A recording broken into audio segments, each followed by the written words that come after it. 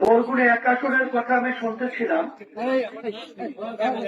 যে বাংলাদেশে কোথাও যদি হাত পাখা প্রতীকে প্রার্থী বিজয় নাও হয়, আল্লাহর রহমতে বরগুনে এক আসনে হবে।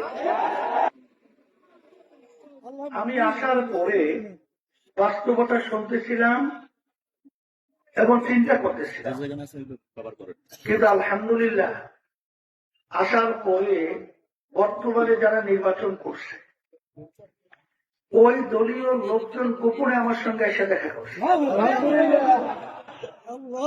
দেখা করার পরে তারা বলছিল, হুজুর বরগুনা এক আসনে আল্লাহর রহমতে এবং অন্যান্য যারা দায়িত্বশীল সবাই বলছিল বিপুল ভোটের ব্যবধানে ইনশাআল্লাহ আল্লাহ আমার হাত পাকা বিজয় হবে।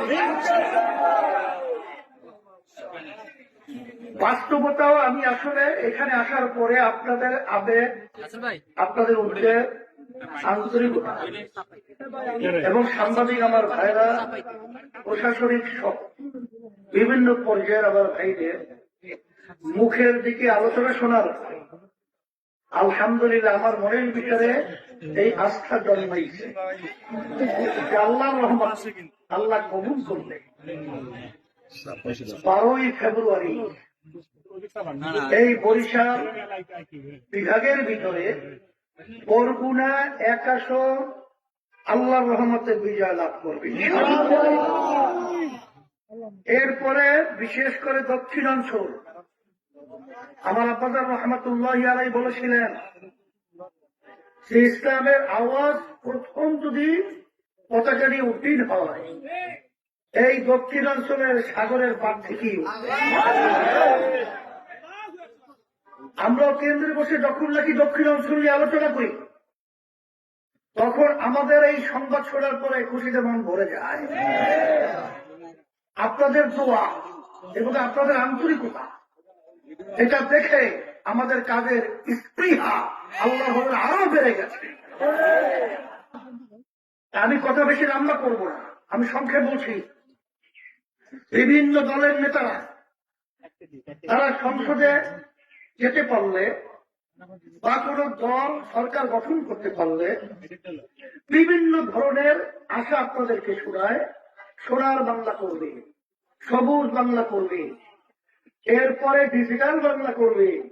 কিন্তু আপনাদেরকে অত আশ্বাস আমরা না শোনাতে পারলেও আমি আপনাদেরকে একটা আশ্বাস দিতে পারি যে আল্লাহ যদি কবুল করে, আল্লাহ যদি আমাদেরকে বিজয় দান করে, আমরা আল্লাহর ফজলে বাংলাদেশের 18 কোটি মানুষের মুখে আল্লাহর ফজলে হাসি ফুটাতে পারবো। এর কারণ হলো এই, মানুষের হাসি ফুটে কখন? যখন মানুষ স্বাধীনভাবে তাদের কার্যক্রম পরিচালনা করতে পারে। এক কথায় সর্বক্ষেত্রে যখন সুন্দর পরিবেশ পায়, দুর্নীতি যখন থাকবে না, সর্বক্ষেত্রে মানুষের হাসি ফোটার পরিবেশ তৈরি হবে। আর আমি আপনাদেরকে বলবো, অনেক প্রার্থীরা প্রতিদ্বন্দ্বিতা করছে, কিন্তু বরগুনা 2 আসনে 2 প্রার্থী আমার 2 পাশে আছে। আপনারা সবাই তাদেরকে চেনেন। আমাদের পাবেন কোথায়? সেই দিক থেকে আপনারা ওলিউল্লাহকে আপনারা ভোট দেন, তার সহযোগিতা করেন, আপনাকে বিজয় করেন। আমি আপনাদের সামনে ওয়াদা করে বলছি আল্লাহর ফজলে করবে আপনাদের বরগুনা এক আসন হবে বাংলাদেশের ভিতরে মডেল বরগুনা।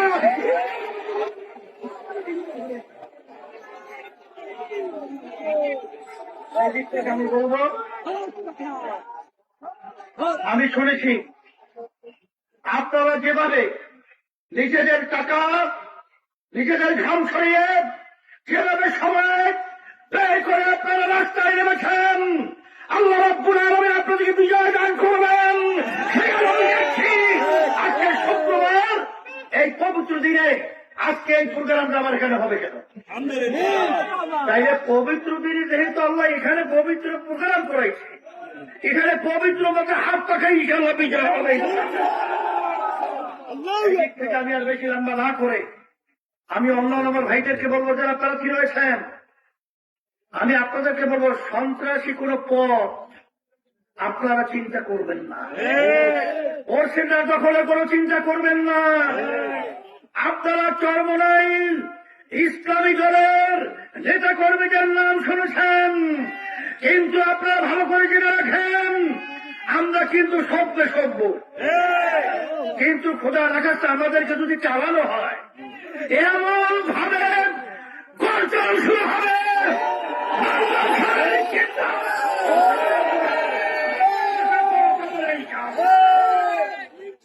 আমাদেরকে বিরক্ত করবেন না, আমি নিরাপদ। আপনারা জানেন যে 5ই আগস্ট 2024 গণ অভ্যুত্থানের পরে এক শ্রেণী নেমেছিল চাঁদাবাজির জন্য, টেন্ডারবাজির জন্য, স্টেশন দখলের জন্য, আর ইসলামী আন্দোলন বাংলাদেশ এবং 3 জেলা নেমেছিল সংখ্যালঘুদের যেমন দল ইজ্জত তাদের কুপ্রসারণায় হেফাজতের জন্য। আমি কথা বলছি আমরা না করে আমি সকলগুলোর আহ্বান জানাবো যে আর কয়েকটা দিন বাকি, রুটিন পরিবর্তন করতে হবে। এখন আর দিন রাত্র নাই।